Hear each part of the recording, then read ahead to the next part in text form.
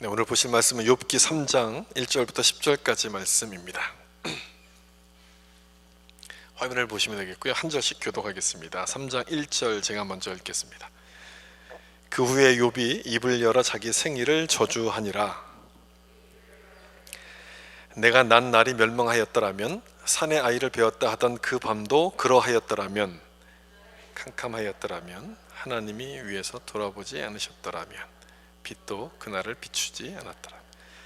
어둠과 죽음의 그늘이 그날을 자기 것이라 주장하였더라면, 구름이 그 위에 덮였더라면, 흑암이 그날을 덮었더라면,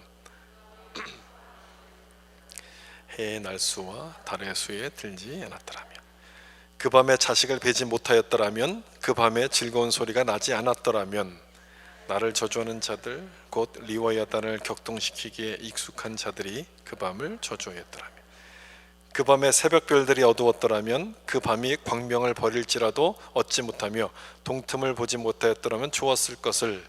이는 내 모태의 문을 닫지 아니하여 내 눈으로 혼란을 보게 하였음 이로구나. 아멘. 욥의 탄식이란 제목으로 말씀을 나누겠습니다. 여러분, 도자기 만드는 과정을 아마 보신 적 있을 거예요. 그 물레판 위에다 점토를 얹어놓고 이걸 돌려가면서 원하는 모양을 만들죠. 그리고 이제 다 만들었으면 그늘에 놓고서 이제 말립니다. 그 다음에는 이제 이 그릇을 굽는 과정이 있는데, 가마솥에다 넣고 이제 이걸 굽게 되죠. 구울 때도 두 번을 굽는다 그래요. 구울 때도 두 번을 굽는다 그래요. 처음에는 한 850도 정도 되는 그 불에 한 3시간 정도를 굽고, 그 다음에 꺼내가지고 유약을 바르고 다시 이제 이번엔 뜨거운 불에 한 1300도 되는 불에 9시간을 굽는다 그럽니다. 그러면 아름다운 도자기가 완성이 된다 그럽니다. 이 도자기 만드는 과정이 이렇게 되거든요. 도자기라고 보통 우리가 부르는데, 도기와 자기의 합성어가 도자기잖아요. 여러분, 그 차이가 뭔지 아십니까? 도기와 자기의 차이, 두 가지가 있는데요. 첫 번째는 어떤 흙으로 만드는가에 따라서 차이가 난다고 합니다. 진흙으로, 점토로 만들면 토기가 되고, 돌이 섞여 있는 흙을 가지고 만들면 이게 이제 자기가 됩니다. 거기다가 그런 흙을 구하지 못했을 때, 이제 영국으로 이게 이제 도자기 기술이 넘어가면서 거기서는 이제 돌 있는 흙이 없어가지고 소뼈를 넣어서 이렇게 흙 만들었거든요. 그 그릇을 뭐라고 부르겠습니까? 본차이나가 이제 된 거죠. 그렇게 이제 흙에 따라서 그릇을 구분하고, 도기와 자기를 구분하고, 두 번째는요, 굽는 온도에 따라서 틀리다고 합니다. 그러니까 진흙으로만 만들었으니까 뜨거운 불을 견딜 수가 없는 거죠. 그래서 이 토기는 1000도 미만의 온도에서 구워냅니다. 그리고 그 이상의 뜨거운 고온에서 구워낸 그릇을 가리켜서 자기라고 부릅니다. 그러니까 종합해 보면 높은 온도에서 구우면 구울수록 더 견고하고 아름다운 그릇이 만들어진다는 얘기죠. 제가 왜 이 말씀을 드리냐면, 바로 그 원리가 우리 삶에도 그대로 적용이 되기 때문에 그렇습니다. 성경을 읽어보시면 토기장이에 관련된 비유들이 굉장히 많이 나오지 않습니까? 그것과 우리 삶이 똑같다는 거예요. 하나님께서 우리를 견고한 그릇, 믿음의 견고한 모습으로 만들기 위해서 가마 속에 우리를 집어넣는 거죠. 고난을 허락하시는 거예요. 근데 우리는 그걸 모르잖아요. 그 이유를 모르기 때문에 우리는 막 불평합니다. 불평해요. 여러분, 이 가마 속에 들어있는 그릇에게 How are you? 라고 물어보면 뭐라고 대답할까요? Fine 그러겠습니까? 아니요, 죽겠습니다. 나 뜨거워 죽겠어요. 빨리 좀 꺼내주세요. 뭐 이렇게 얘기할 거예요. 지금 그 과정이 무엇 때문에 하는 것인지를 모르기 때문에 그렇게 불평을 할 거예요. 오늘 본문에 나오는 그 말씀, 욥의 탄식이 바로 그것과 똑같은 겁니다. 우리가 지난주에 봤을 때 욥의 아내가 하나님을 욕하고 죽으라 그렇게 말했을 때에도 욥은 믿음을 막 이렇게 지키지 않습니까? 하나님을 의지하는 그런 믿음을 보여줬어요. 만약 욥기가 여기서 끝났더라면 어쩌면 우린 욥기에 대해서 그렇게 흥미가 없었을 겁니다. 우리와 전혀 다른 사람처럼 느껴지잖아요. 재산을 잃어버리고 자녀도 잃어버렸어요. 게다가 병까지 얻었습니다. 그럼에도 불구하고 막 빵긋빵긋 웃으면서 하나님을 찬양한다고 하면 그건 사람이 아닌 거죠. 우리와 전혀 다른 사람인 거예요. 급이 다르기 때문에 공감이 안 되겠지만, 오늘 본문을 읽어보면 이 욥의 모습이 우리 모습 같은 거죠. 내 모습 같은 거예요. 거기 욥의 탄식에 대한 쭉 내용들이 나오는 거거든요. 왜 나를 태어나게 했습니까? 그런 내용들에 대한 탄식인 거예요.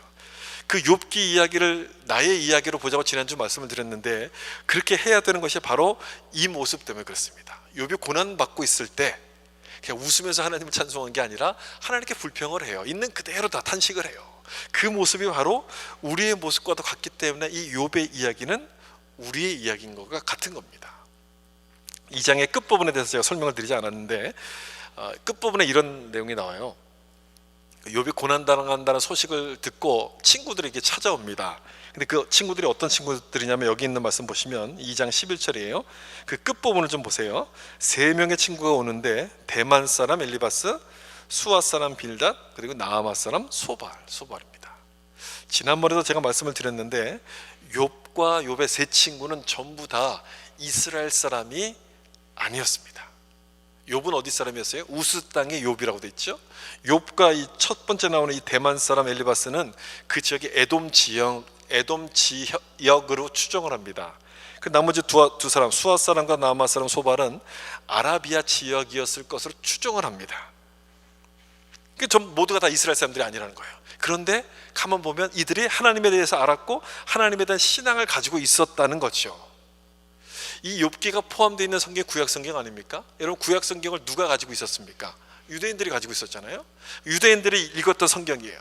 자기들만 선택받은 민족이라고 생각했던 사람들이었는데, 그 구약 말씀을 갖고 읽었는데, 욥기를 쭉 읽다 보니까 거기는 전부 유대인이 없는 거예요. 유대인이 하나도 없는 거예요. 전부 다 이방 사람들이 나오는 거예요. 게다가 이 사람들의 모습이 자기들보다 하나님을 더 잘 믿는 거예요. 어떻겠습니까? 그걸 보면서 충격을 받았겠죠. 우리들만 선민이라고 믿었는데 그게 아니지 않을까라는 그 생각이 깨지는, 아마 그런 상황이었을 거예요. 여러분, 욥기의 중요한 주제 가운데 하나가 우리 생각을 깨트리는 거거든요. 생각을 깨트리는 것. 제가 뒤에서도 좀 설명을 드리겠지만, 이 등장인물을 통해서도 미리 그 내용을 여기까지 이렇게 보여주시는 그런 내용인 거죠. 3 친구들이 왔어요. 처음에 욥을 알아보지 못합니다. 욥의 모습이 너무너무 비참하게 변해 있는 거예요. 그러니까 알아볼 수가 없었어요. 2장 마지막 절에 보면 이렇게 돼 있어요. 밤낮 7일 동안 그와 함께 땅에 앉았으나 욥의 고통이 심함을 보므로 그에게 한마디도 말하는 자가 없었더라. 이 정도일 줄을 몰랐는데 너무너무 심한 겁니다. 그러니까 아무 말을 못한 거예요. 일주일 동안 있으면서 아무 말을 못했습니다. 4장에서부터 욥과 이제 논쟁하는 내용이 벌어지는데, 그 내용을 보면 굉장히 심하게 욥을 나무라거든요.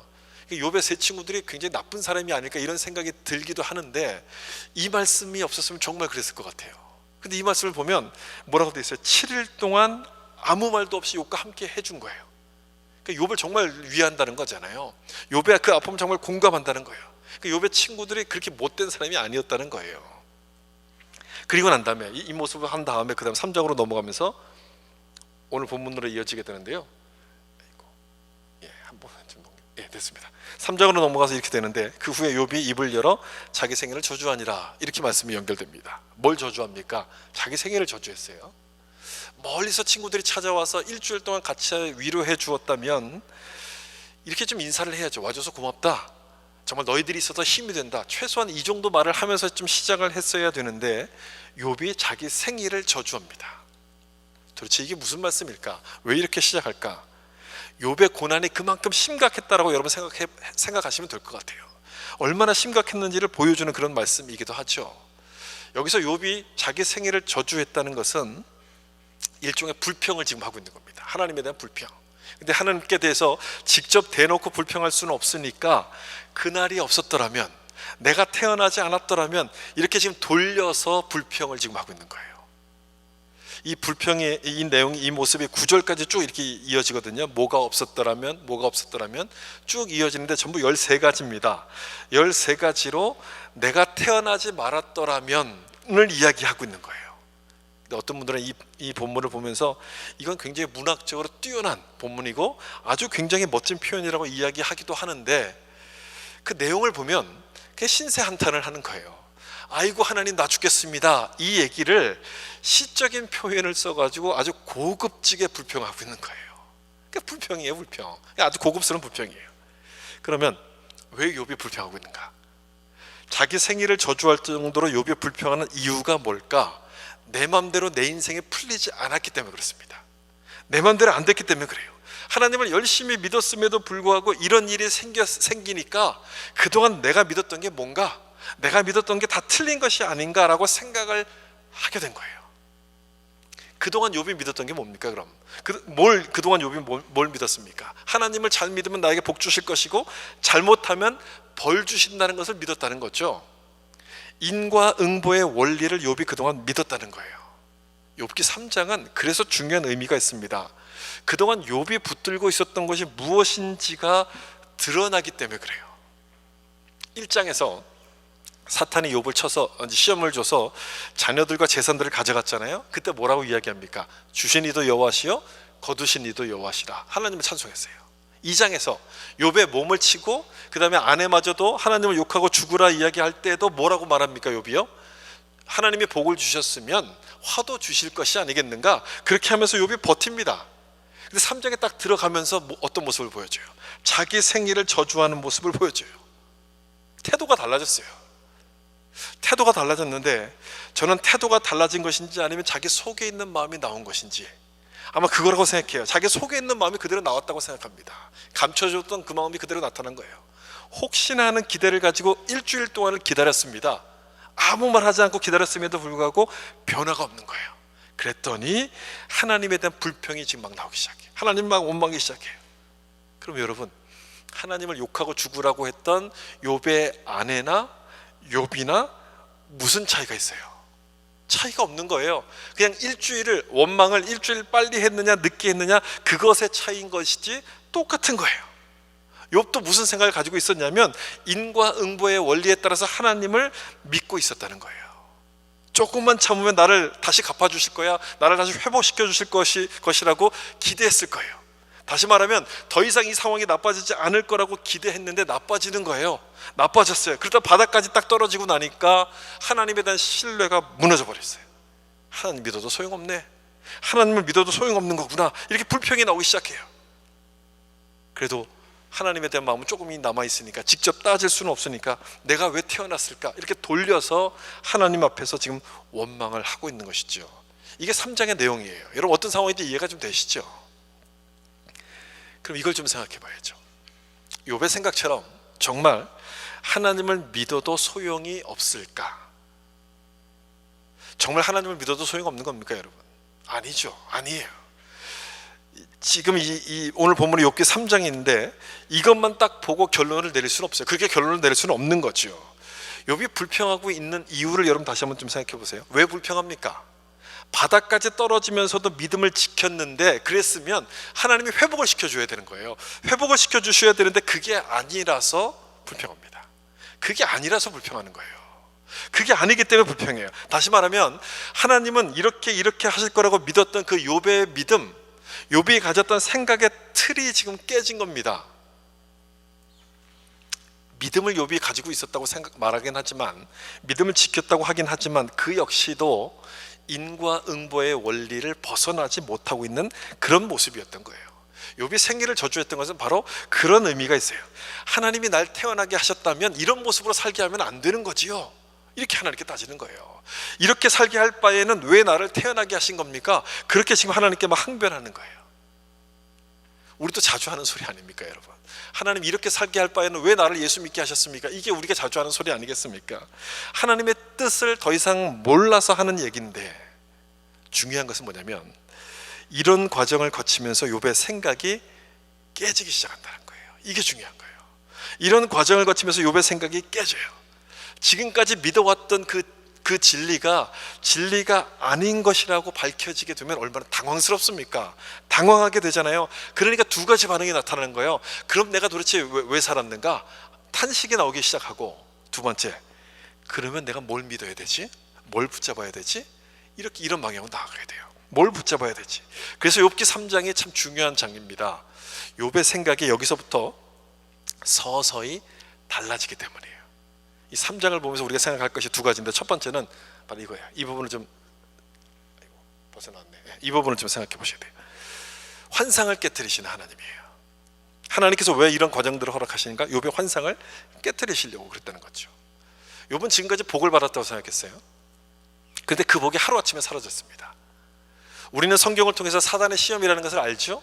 사단의 시험이라는 것을 알지만 느긋하게 볼 수 있지만 욥은 그걸 몰랐습니다. 몰랐으니 얼마나 답답했겠습니까? 모든 걸 다 잊어버린 거예요. 한순간에 사라져버렸으니 회복될 기미가 보이지 않으니 욥은 참 힘들었을 겁니다. 절망적인 상황일 겁니다. 하나님을 믿으면 복을 주신다고 했는데 그게 아니었나 봐. 그게 아니었어. 이렇게 생각이 들면서 자기 생애를 지금 저주하기 시작해요. 이럴 바에는 내가 왜 태어났냐. 이럴 바에는 하나님을 믿을 필요가 없지. 그동안 믿었던 진리가 아니라는 것을 알기 시작합니다. 그럼 뭘 믿은 겁니까? 그동안 믿은 게 진리가 아닌 것을 알았다는 것은 그럼 뭘 믿었다는 거예요? 그동안이요, 진리가 아닌 걸 믿은 거예요. 근데 그게 뭡니까? 자기 생각을 그냥 믿었던 거예요. 자기 생각을 진리라고 믿었던 거예요. 그래서 하나님은 고난을 욥에게 허락하시는 거죠. 그걸 좀 보고 진짜를 좀 붙들라고 욥이 믿었던 인과응보의 환상을 깨뜨리시기 위해서 이 고난을 지금 허락하시는 거예요. 진짜를 좀 보라고, 진짜를 붙들라고. 근데 여러분, 이런 환상은 사실 우리에게도 있지 않습니까? 우리가 꿈꾸는 환상들이 있잖아요. 여러분들이 갖고 있는 그런 기대감, 그런 환상들이 있잖아요. 뭡니까? 이런 것 아닙니까? 내가 하나님을 잘 믿으니까 하나님 나에게 복을 주실 거야. 하나님이 틀림없이 내가 하는 모든 일에 성공할 수 있도록 만들어 주실 거야. 성공에 대한 환상이 있어요. 내가 하나님을 잘 믿으니까 나에게 건강을 주실 것이고 나는 100살까지 너끈히 살 거야. 그리고 내가 하는 모든 것들은 다 잘 될 거야 라는 생각, 기대, 이런 것들을 우리가 가지고 있어요. 그렇지 않습니까 여러분? 근데 욥을 보세요. 병이 들었어요. 사업이 망했어요. 자식이 죽었어요. 욥의 생각대로 된 것이 아무것도 없어요. 그 모든 것들이 다 환상이었다는 거예요. 그래서 하나님은 환상을 붙들지 말라고, 그 환상을 버리라고 고난을 통해서 그것을 깨뜨려 버리신 거예요.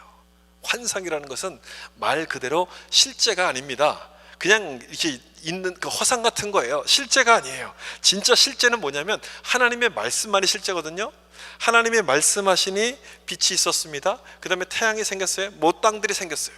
하나님의 말씀이 실제이고 하나님의 말씀이 소망이기 때문에 우리가 갖고 있는 그런 환상을 믿지 말고 이 말씀을 믿으라고 우리를 인도해 가시는 거예요. 하루라도 빨리 그걸 깨달으면 깨달을수록 우리 가운데 복이 되기 때문에 때로는 고난을 통해서 그 환상을 하나님이 깨뜨리신다는 거죠. 히브리서 12장 말씀을 좀 보시면 이게 잘 되다가 가끔씩 이거 하나 넘어갔습니다. 네, 됐습니다.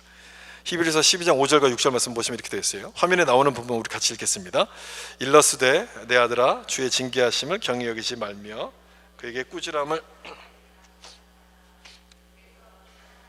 징계하시고 그가 받아들이시는 아들마다 채찍질하심이라 하였으니, 여러분 여기서 눈에 띄는 단어가 어떤 단어가 눈에 띕니까? 징계 아닙니까? 징계를 좋아하는 사람은 아무도 없을 거예요. 어느 누구도 징계를 좋아하지 않습니다. 특별히 아이들, 자녀들이라면 징계를 더 싫어하죠. 아빠에게 혼나고 나면, 아버지에게 혼나고 나면 막 아빠가 야속하게 느껴질 거예요. 아빠는 나만 미워하는 것 같아. 정말 날 싫어하는가 봐. 막 이런 생각들이 들죠. 그런 생각을 하는데 여러분 영어 성경을 좀 보시면 좋겠어요. 이 징계에 해당되는 영어 성경을 뭐라고 돼 있냐면 discipline이라고 돼 있죠. 훈련이라고 돼 있습니다. 훈련. 한글 성경도 이렇게 썼으면 훨씬 더 의미가 좀 좋았을 것 같은데, 그러니까 아들을 야단치는 것은 뭘 하기 위한 것이란 뜻입니까? 훈련하기 위한 뜻이란데요. 훈련하기 위한 거. 이 징계라는 의미를 조금 더 정확하게 보려면 헬라어 원문을 보셔야 되는데요. 헬라어에서는 이런 단어로 되어 있습니다. 파이데이아라고 되어 있어요. 파이데이아. 파이디온 할 때 그 어린이란 뜻이거든요. 그 뜻은 뭐냐면 자식 만들기란 뜻이에요. 자식 만들기. 징계의 의미는 자식 만들기란 뜻이에요. 여러분 여기서 징계란 말을 그래서 자식 만들기란 말로 바꿔갖고 한번 읽어보세요.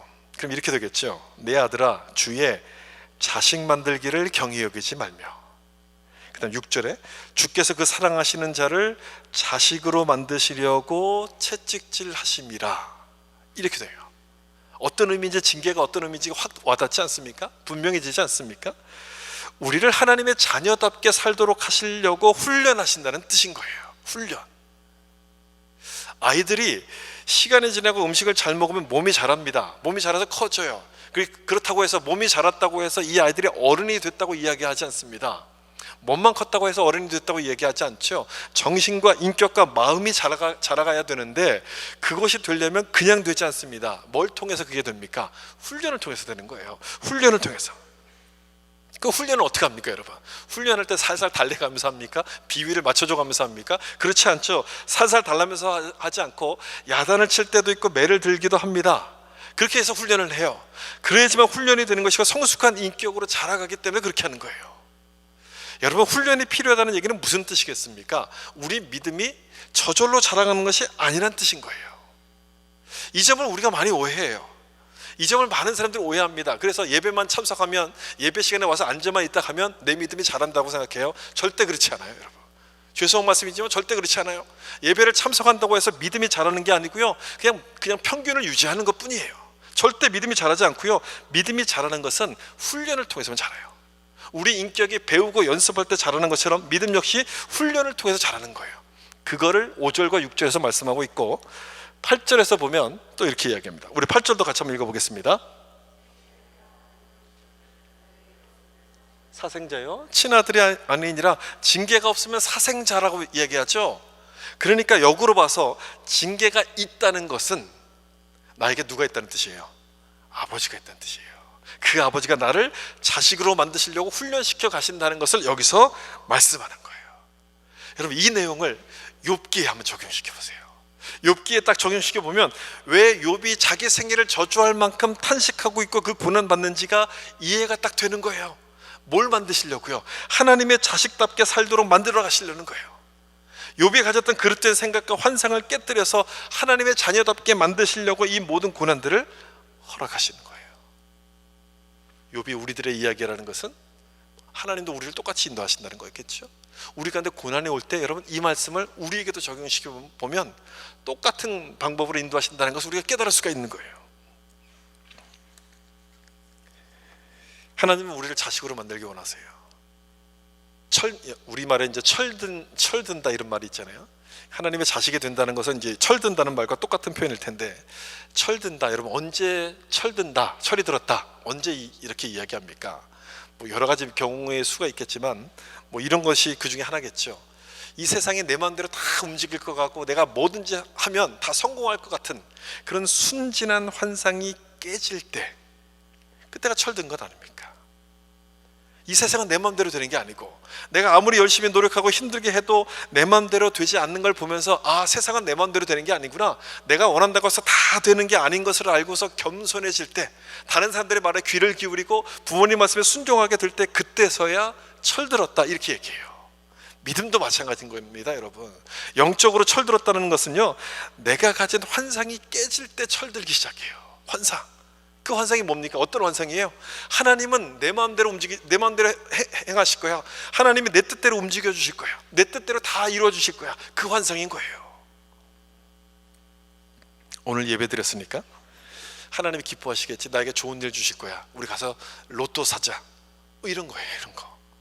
하나님이 기뻐하시니까 나에게 복 주실 거야. 우리 뭔가 하자. 그걸 왜 환상이라고 합니까, 여러분? 그게 왜 환상입니까? 그건 내 생각이기 때문에 그래요. 그건 내가 원하는 거기 때문에 그래요. 내가 뭔가를 했으니까 하나님이 나에게도 이걸 주실 거야. 이건 여러분 우리가 생각하는 방식이지 않습니까? 근데 하나님은 그렇게 하지 않거든요. 하나님은 그렇게 하지 않는데 우리는 그렇게 믿으니까 이게 환상인 거예요. 하나님의 방법은 다릅니다, 여러분. 우리는 보응의 원리에 따라 자꾸만 생각하는데 하나님은요, 은혜의 원리에 따라서 우리 가운데서 말씀하세요. 사랑의 원리로 말씀하세요. 그러니까 내 계산기를 가지고 많이 두들려도 그 답이 나오지가 않아요. 그걸 깨닫는 게 영적으로 철이 드는 거예요. 그걸 깨달으면 우리가 믿음이 자라가게 돼요. 그렇게 되려면 뭘 버려야 되느냐? 내 생각을 버려야 되죠. 내가 가지고 있는 방법, 내가 살아왔던 모든 틀을 다 버려야 되는 거예요. 욥기 3장은 욥이 바로 그런 시점에 와 있다는 것을 우리 가운데 보여주는 거예요. 하나님을 잘 믿었음에도 불구하고 막 환난이 오는 거예요. 고난이 와요. 더 심해져요. 욥의 머리는 그게 도대체 이해가 되지 않는 거예요. 도대체 이해가 되지 않다 보니까 이런 과정을 거치면서 욥이 가졌던 생각, 그 믿음의 틀이 깨지기 시작합니다. 깨지기 시작해요. 지금까지는 그걸로 버텼거든요. 그걸 갖고 지금까지 막 버텨왔는데 그게 깨지는 거예요. 그게 깨지니까 어떻게 됩니까? 아무것도 붙잡을 수 있는 게 없는 거예요. 아무것도 의지할 것이 없다 보니까, 아이고 하나님 나 죽겠습니다, 이렇게 되는 거예요. 아이고 하나님 저를 왜 태어나게 만드셨습니까? 이렇게 탄식이 나오기 시작해요. 내가 붙들었던 생각의 틀이 이렇게 깨져버리는 거예요. 아프겠죠 여러분. 얼마나 아프겠습니까? 얼마나 힘들겠습니까? 그런데 아프지만 좋은 점도 있어요. 하나님의 방법이 보이기 시작한다는 거예요. 그제서가 되면, 내 생각이 깨지기 시작하면 그제서야 하나님의 방법이 보이기 시작하고 그거를 내가 붙들고 싶어지게 돼요. 영적으로 철이 드는 거예요. 하나님의 자녀로 지금 만들어져 가게끔 되는 거예요. 그를 고린도전서에서는 뭐라고 하냐면 이렇게 돼 있어요. 여기 고린도전서 3장 21절 22절을 보면, 그런즉 누구든지 사람을 자랑하지 말라라고 돼 있죠. 고린도 교회를 향해서 주시는 말씀인데, 이렇게 말씀하고 있다는 것은 사람을 자랑했다는 거 아니겠습니까? 고린도 성도들이 사람을 막 자랑했다는 거예요. 어떤 사람들을 자랑했습니까? 바울파, 아볼로파, 게바파, 이런 걸 자랑했다는 거예요. 나는 이런 데 속한 사람이야, 우리 스승은 이런 사람이야, 이런 사람을 막 자랑했다는 거예요. 근데 그걸 하지 말라고 하시는 말씀이에요. 근데 왜 하지 말라고 말씀합니까? 여기 여러분 같은 표현이 두 번 나와요. 어떤 표현입니까? 다 너희 것임이라, 다 너희 것이요. 이 두 가지가 나와요. 이것 때문에 하지 말라는 거예요. 바울이나 게바나 이 세상 모든 것들이 다 너희 것이다, 만물이 다 너희 것임이라. 다시 말하면 바울을 주신 것도, 게바 베드로를 보내주신 것도 우리를 위해서고, 우리가 잘하도록 하길 위해서고, 이 세상을 주신 것도 다 우리를 위해서 주셨다는 거예요. 그러니까 누가 더 큰 겁니까? 세상이 큰 겁니까? 우리가 더 큰 겁니까? 우리가 더 크다는 얘기예요. 우리가 더 크다는 거, 우리가 더 크게 이 모든 걸 주셨는데 왜 사람을 붙들고 있느냐? 왜 사람을 자랑하느냐? 왜 세상 것을 자랑하느냐? 지금 그걸 말씀하는 거예요. 그럼 왜 우리가 큽니까? 우리가 큰 이유, 우리를 보고 크다고 말씀하시는 그 이유가 뭡니까? 그 다음 말씀 보면 이렇게 되어 있어요. 같이 한번 읽어볼까요? 너희는 그리스도의 것이요 그리스도는 하나님의 것이니라. 아멘. 우리가 하나님의 것이기 때문에 크다고 말씀하시는 거예요. 우리는 하나님의 것이기 때문에, 하나님께 속한 사람이고 하나님의 사람이기에 이 모든 걸 다 주셨는데 우리는 계속 사람을 자랑해요. 세상 걸 붙들고 있어요. 하나님보다도 하나님이 주신 축복에만 관심을 두고 거기에만 자꾸 내 목숨을 걸어요. 거기에만 목을 매요. 저 사람 오늘 무슨 차를 바꿨다는데 저 차가 훨씬 더 좋은 거네. 저 사람은 아파트 몇 평에 산다는데 좋은 집을 샀다는데. 우리는 늘 그런 걸 갖고 자꾸 비교해요. 그 모습이 여러분 하나님 보실 때 어떠시겠습니까? 사탕 하나에 목숨을 거는 아이들처럼 그렇게 보이지 않겠습니까? 얼마나 참 우리를 어린아이 같은 모습으로 보시겠어요. 그래서 하나님은 우리 생각을 지금 깨트리시려는 거예요. 자꾸 그런 걸 붙들고 그런 걸 비교하려는 우리 생각을 깨트리셔서 이 세상이 우리 거라고, 이 세상을 다 너희에게 주셨다고, 더 큰 걸 보라고 우리 생각을 깨트리세요. 근데 아프죠. 아픈 거예요. 그게 힘든 거예요. 그러다 보니까 욥은 죽겠습니다 탄식하는데, 정말 하나님 욥을 죽이시려고 그렇게 하시는 겁니까? 아니죠. 죽이시려는 게 아니라 그런 적은 일에 목숨 걸지 말고 이 모든 걸 주신 하나님을 바라보라고 욥을 이끌어 가시는 겁니다. 두 번째 우리 본문에서 발견하게 된 교훈은 그거죠. 더 깊은 곳으로 인도하시는 하나님의 모습을 볼 수 있게 돼요. 욥의 생각을 하나님이 깨뜨리신 것은 조금 전에 설명드린 것처럼 영적으로 철들도록 만들려는 것이죠. 하나님의 자식답게 살도록 만드시려는 거예요. 그래야만 되는 이유가 오늘 본문에 몇 가지가 나오는데요, 아직 성숙하지 못하다는 모습이 이제 본문에 몇 가지가 나와요. 그 중에 하나가 13절 말씀이에요. 여기 보시면 그렇지 아니하였던들 이라고 되어 있어요. 그 앞부분까지는 내가 태어나지 않았더라면, 그날이 없었더라면, 그날이 뭐 깜깜했더라면, 이런 내용들인 거예요. 그러니까 안 태어났으면 좋겠다는 얘기인 것이고, 내가 태어나지 않았다면 이제는 내가 평안히 누워서 자고 쉬었을 것이다, 지금 그 얘기예요. 그러니까 죽는 게 더 편했다, 죽는 게 더 좋았을 거다, 지금 그 생각을 지금 하고 있는 거예요. 17절에서도 비슷한 내용을 하는데, 여기도 보시면 거기서는 악한 자가 소요를 그치며, 거기서는 이제 죽음을 지금 생각하는 거거든요. 죽으면 악한 자가 소요를 그치고 죽었으면 피곤한 자가 쉼을 얻을 것이다, 지금 그 얘기를 해요. 죽으면 모든 게 다 끝난다, 세상의 고통이 다 끝나니까 쉼이 있을 거라고 지금 욥이 생각을 하고 있는 거예요. 얼마나 고난이 심했으면 그런 말을 했을까 한편으로는 이해가 되지만, 그래도 여러분 욥은 믿음을 가진 사람 아닙니까? 하나님께 인정을 받았던 사람 아닙니까? 주신 이도 여호와시요 거두신 이도 여호와시니라고 했던 사람이 욥 아닙니까? 그래서 3장에 와서 이런 모습을 보여줘요. 그럼 여러분 어떤 게 진짜 모습이에요? 욥의 진짜 모습은 어떤 게 진짜 모습입니까? 저는 이 욥의 고백을 보면서 믿음을 가졌다는 우리의 모습을 여기서 보여주고 있지 않을까, 이런 생각을 좀 하게 됐어요. 우리도 힘들면 이런 생각들을 할 때가 있지 않습니까? 차라리 죽는 게 낫겠다, 빨리 끝났으면 좋겠다, 모든 게 다 멈췄으면 좋겠다, 죽는 게 낫겠다. 여러분, 이런 생각을 우리도 할 때가 있지 않습니까? 사람들이 죽음을 생각하는 것은 죽음을 끝이라고 생각했기 때문에 그래요. 죽으면 모든 것이 끝나버리고 고통에서 벗어날 수 있는 유일한 방법이라고 믿기 때문에 그렇게 생각합니다. 그래서 정말 그게 맞습니까? 정말 그런 겁니까? 죽음이 끝입니까? 쉼을 얻는 방법입니까? 성경은 죽음에 대해서 뭐라고 말씀합니까? 성경은요, 죄의 결과이고 하나님의 심판이라고 말씀합니다. 끝이 아니란 얘기예요. 쉼이 아니란 얘기예요. 시편 말씀에서는요, 호흡이 있는 자마다 여호와를 찬송할지어다. 그 얘기는 무슨 얘기예요? 호흡이 있는 동안에는 하나님을 생각해야 된다는 거예요. 우리의 모든 해결책이 하나님께 있다는 거예요. 죽음의 해결책이 아니라는 거예요. 죽음은 하나님이 생명을 주신 하나님의 손을 거역하는 것이기 때문에 우리 그리스도인들로서는 절대로 생각해서는 안 되는 부분인 거죠. 우린 꿈에도 꾸면 안 되는 부분인 거예요. 절대 생각해서 안 되는 부분이에요. 욥의 이런 모습 때문에 하나님은 욥을 더 성숙시켜야 되기 때문에 그렇게 생각을 하셨을 거예요. 또 한 가지가 있는데 이 말씀이에요. 욥이 더 성숙해져야 된다는 것, 이 말씀이 돼 있는데 여기 3장 26절 말씀 같이 한번 읽어보겠습니다. 나에게는 평온도 없고 안일도 없고 불안만 있구나, 이렇게 돼 있어요. 다 없고 불안만 있구나, 이렇게 얘기해요. 이 말이 맞는 말입니까, 여러분? 정말 그랬습니까? 욥에게 고난이 왔고 환난이 왔으니까 평온과 휴식이 없는 건 맞았을 거예요. 얼마나 힘들었겠어요. 그러니까 평온과 휴식이 없었겠죠. 그런데 마지막에 불안만 있었습니까, 욥에게? 정말 그랬을까요? 아니죠. 아니에요. 욥이 고난을 받을 때 누가 함께 하셨습니까? 욥과 하나님이 함께 하셨거든요. 하나님이 욥과 함께 하시는데 그걸 어떻게 합니까? 하나님과 함께 하셨는지를. 사단에게 시험을 허락하실 때 뭐라고 말씀하셨냐면, 욥의 몸은 건드려도 생명은 건들지 말라, 이렇게 말씀하세요. 생명은 건들지 말라. 하나님이 그 생명을 붙잡아 주신다는 얘기예요. 그러니까 그 순간에도 하나님이 함께 하셨다는 뜻인 거예요.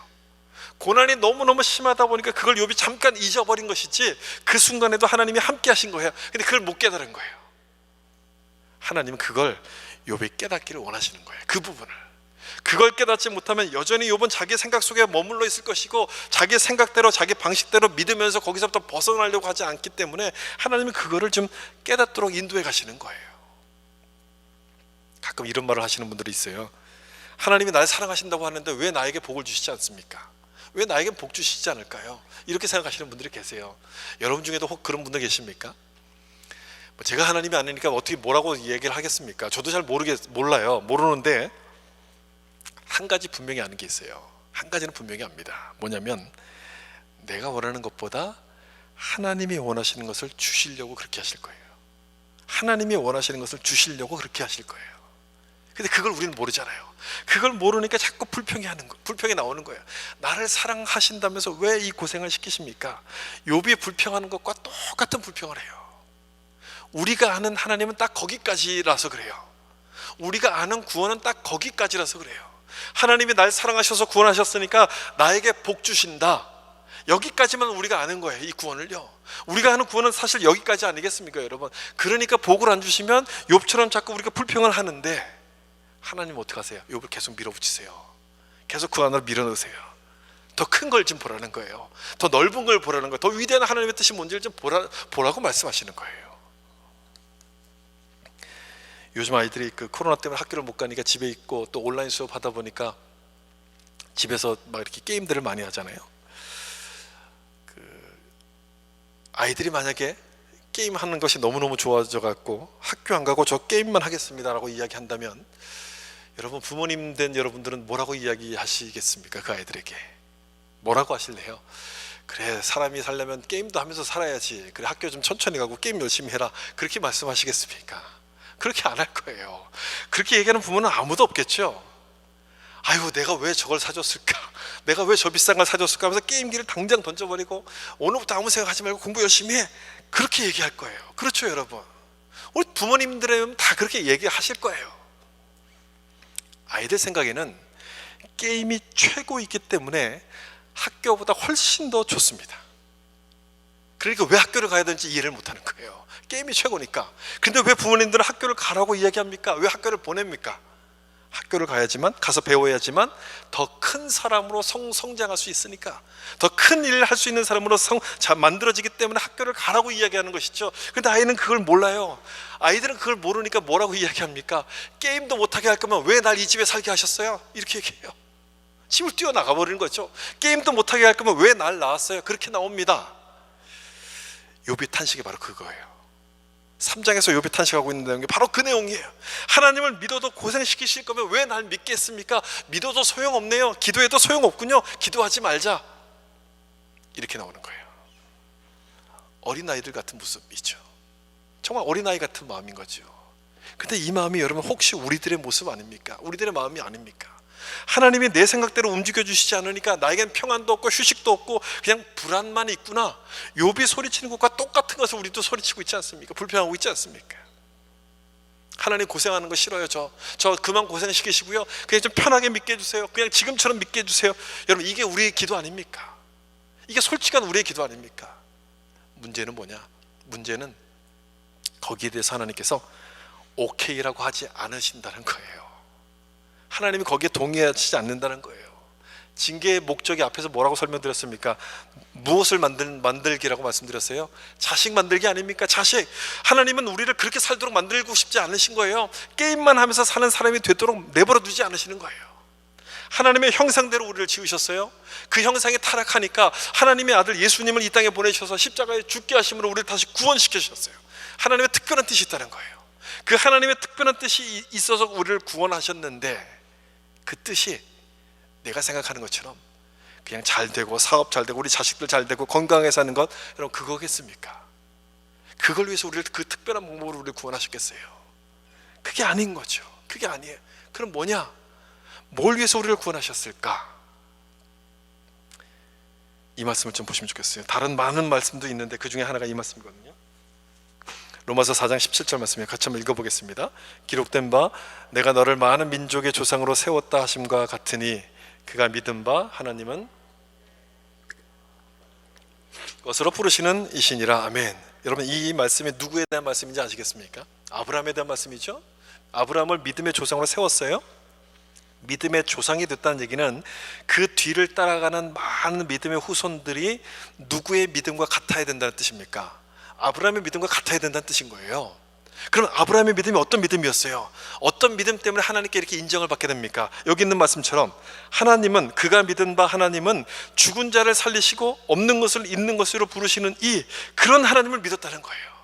그러니까 우리가 하나님의 아브라함을 믿음의 조상으로 섬긴다면 우리도 똑같은 믿음을 가져야 된다는 거예요. 죽은 자를 살리시는 하나님, 그런 하나님을 내가 믿는다면, 내가 믿는 하나님이 내 마음대로 움직이시는 하나님이 아니라 죽은 자를 살리시는 하나님으로 믿는다면 죽을 것 같은 고난이 온다 할지라도 하나님 왜 날 낳았어요? 차라리 죽는 게 좋겠습니다. 그렇게 불평할 수 있겠습니까? 불평할 수 없다는 거예요. 그렇게 불평할 수 없다는 거예요. 이해할 수 없는 고난이 온다 할지라도 하나님을 원망하지 않게 된다는 거예요. 왜냐? 내가 믿는 하나님은 인과 응보의 하나님이 아니라, 내가 원하는 대로 해주시는 하나님이 아니라 우리를 창조하셨고 창조하신 우리를 끝까지 책임지시는 하나님이시기 때문에 그렇다는 거예요. 끝까지 책임지시는 하나님, 내가 고난받는 그 순간에도 나와 함께 하시는 하나님이시기 때문에 그렇다는 거예요. 여러분 믿으십니까? 이게 우리의 믿음인 거죠. 이런 믿음이 되어야 되는 거예요. 욥의 믿음이 여기까지 가야 되기 때문에 지금 고난의 자리에 있는 거예요. 고난의 자리에 있는 거예요. 내 생각을 뛰어넘는 더 깊은, 더 높은, 더 넓은 하나님의 뜻을 깨닫고 그 욥의 믿음이 그렇게 되어야 되기 때문에, 더 깊어져야 되기 때문에 그 과정으로 욥을 하나님께서 인도해 가시는 거죠. 그래서 욥기는 재밌어요. 그래서 욥기는 흥미로워요. 욥이 죽을 것 같다고 막 소리치는데 안 죽어요. 안 죽어요. 끝까지 버텨요. 욥은 끝까지 살아요. 계속 살아요. 계속 살아요. 그렇게 해서 욥의 생각을 깨뜨리시고 더 깊고 더 높은 자리로 하나님이 인도해 가세요. 저는 우리 인생도 마찬가지로 생각해요. 여러분 인생도 마찬가지로 생각합니다. 죽을 것 같죠 여러분? 안 죽어요. 안 죽어요. 걱정하지 마세요. 안 죽어요. 넘어질 것 같죠? 쓰러질 것 같죠? 절대 쓰러지지 않아요.